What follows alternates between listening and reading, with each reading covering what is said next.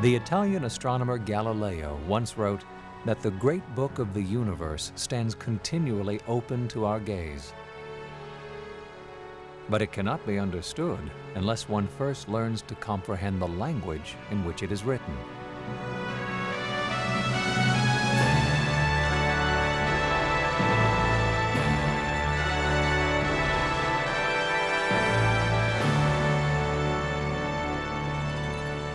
Throughout the centuries, we have turned our eyes to the heavens in an effort to fathom their complexity, meaning, and design.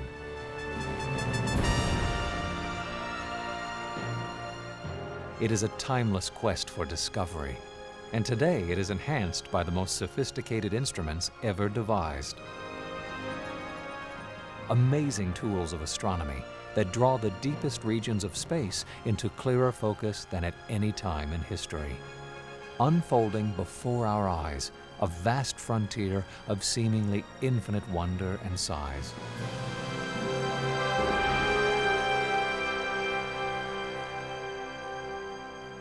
During the next few moments, we will continue our search to understand both the mysteries of the universe and our significance within it, as we venture to the most distant corners of creation. And as we pause along the way to marvel at the celestial masterpiece the Creator has fashioned in the night sky, we will stand in a light more radiant than cast by any galaxy or star. The light of God's eternal power and truth, reflected in the miracle of all that He has made.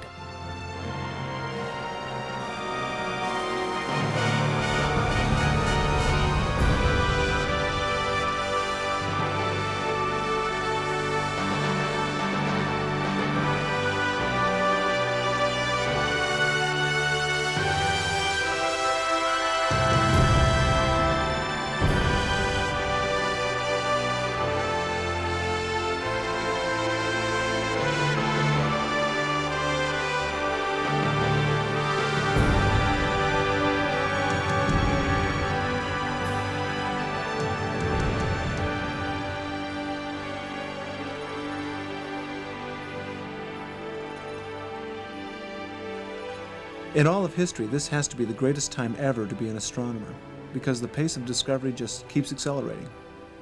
The answers to so many questions we could have only dreamed of knowing in the past now actually seem within our reach. It's a tremendous challenge, because once you leave the solar system and head out into the realm of deep space, the concepts of distance, time, and quantity take on meanings that are almost impossible to grasp, at least in the context of everyday experience. You see, within our Sun's family of planets, we can usually count and measure using increments that are somewhat familiar. Thousands, millions, perhaps billions. But when you consider the universe as a whole, it's so large that you have to begin thinking in trillions, and then from there move on to numerical values that are even more inconceivable. And even amongst astronomers, we throw around these huge numbers as if we really understand them. Oftentimes, I'm not convinced we really do. I have to sit back from time to time and reflect upon what are these millions and billions and trillions and much bigger numbers that we throw around so easily. Now, to work with numbers that large requires a special unit of measurement. So astronomers have devised the light year. Simply put, it's the distance that light travels in 365 days. Think of it this way. We know that a beam of light moves at 186,000 miles per second.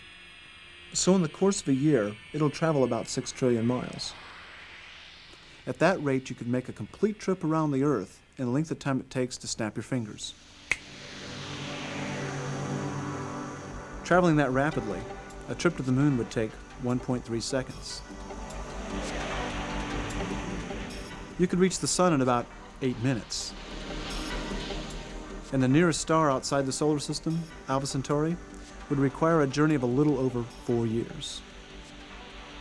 Now, once you've established in your mind what a light year is, and again, it's the distance that light travels in 365 days, then you begin to realize what 100 light years must mean, or 1,000 light years, or 100,000 light years. And you would lose that entirely if you talked about miles in every one of those cases.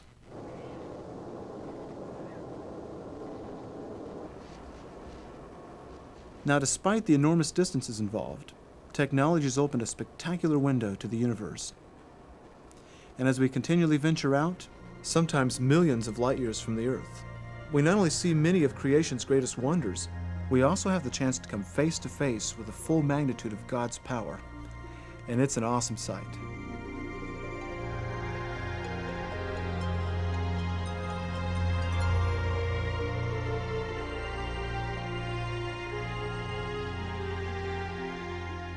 Though its dimensions are enormous, our solar system actually measures about 1/1000th of a single light year in diameter, and is in reality only a pinpoint on one arm of the Milky Way galaxy. A cosmic ocean of perhaps 200 billion stars.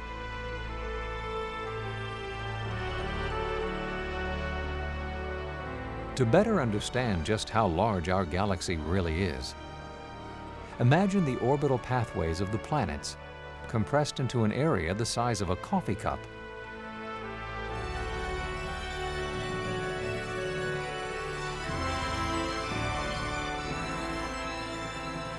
Within the parameters of this dramatically reduced scale, the Milky Way would still engulf the entire North American continent. Our solar system is located here, on the outskirts of the galaxy, about 25,000 light-years from its center.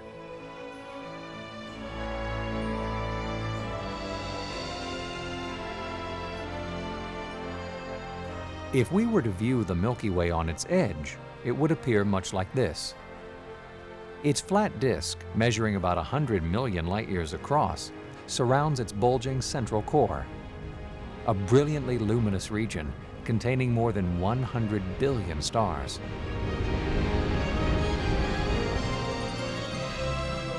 Branching from this radiant hub, majestic arms comprised of gas, dust, and stars rotate like a carousel at speeds that can exceed 9,000 miles a minute. These arms are among the most beautiful of God's creations, and the location of mysterious and wondrous phenomena we are only beginning to understand.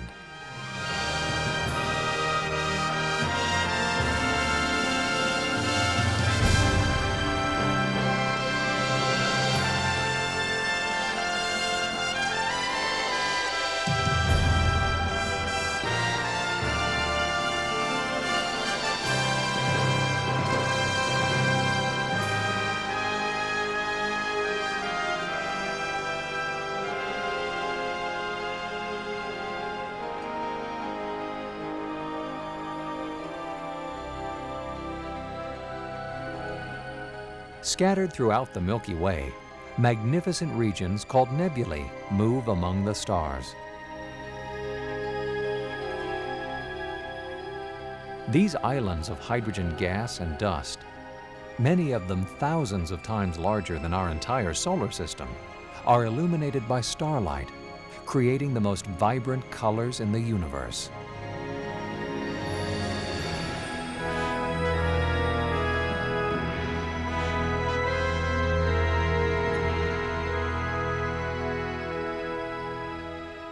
Some of these nebulae, including the breathtaking Eagle, may possibly be stellar nurseries, locations where new stars are born.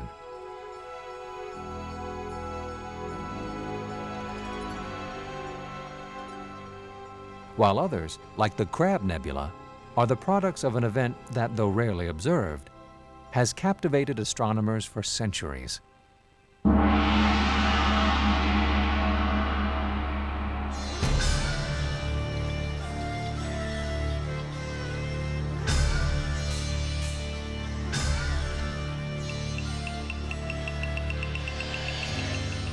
In July of 1054 AD, Chinese astronomers first viewed and recorded the appearance of a spectacular new celestial body.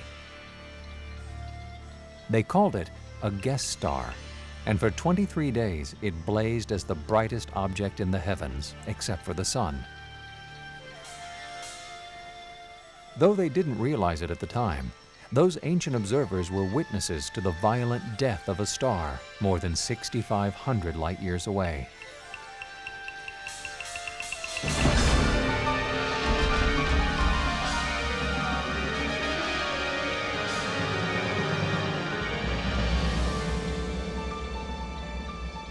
Now known as a supernova, the exploding star hurled gas, dust, and heavy elements in every direction while forming the ever-expanding nebula. Until 1968, an aura of mystery surrounded the cloud-like mass. Astronomers could not understand why, after 900 years, the remains of a dead star could continue to shine so brightly.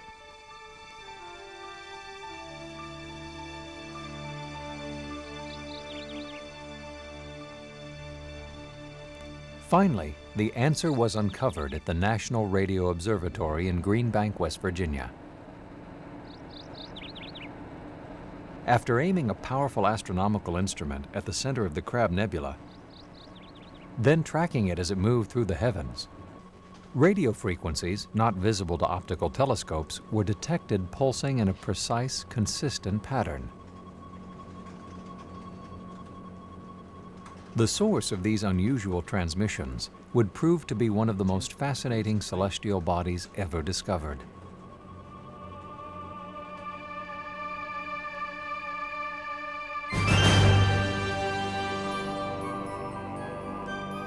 Following the explosion that had formed the nebula, remnants from the dead star compressed into a small, extremely dense object called a pulsar. Measuring less than 20 miles in diameter, the pulsar spun rapidly on its axis while generating an invisible shaft of ultraviolet energy that swept through space much like the beam from a lighthouse.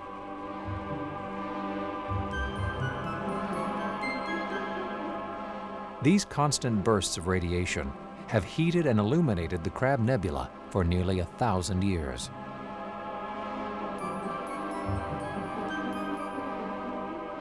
Shortly after its discovery, this sequence of photographs provided a direct view of the pulsar, flashing within the great cloud of gas and dust.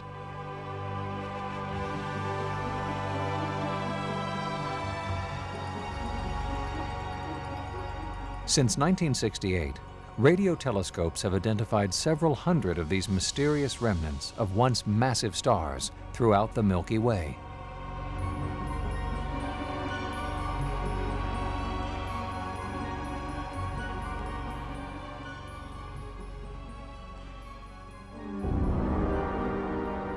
The death of a star can produce another, even stranger phenomenon.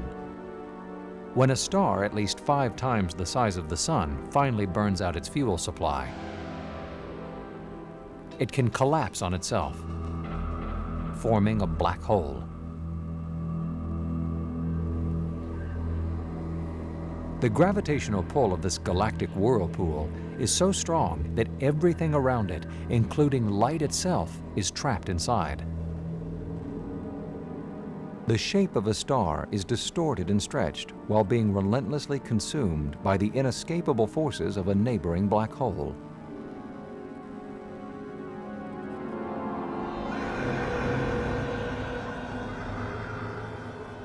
It has been speculated that the center of the Milky Way may contain a black hole with a mass and gravitational pull millions of times greater than our own Sun.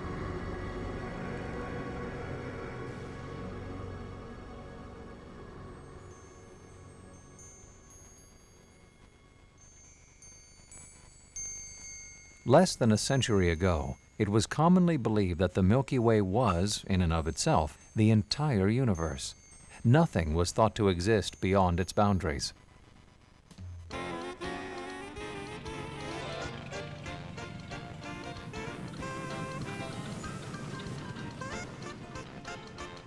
Then, in 1924, high above Los Angeles at the Mount Wilson Observatory, a discovery was made that would dramatically alter the world's perception of the cosmos.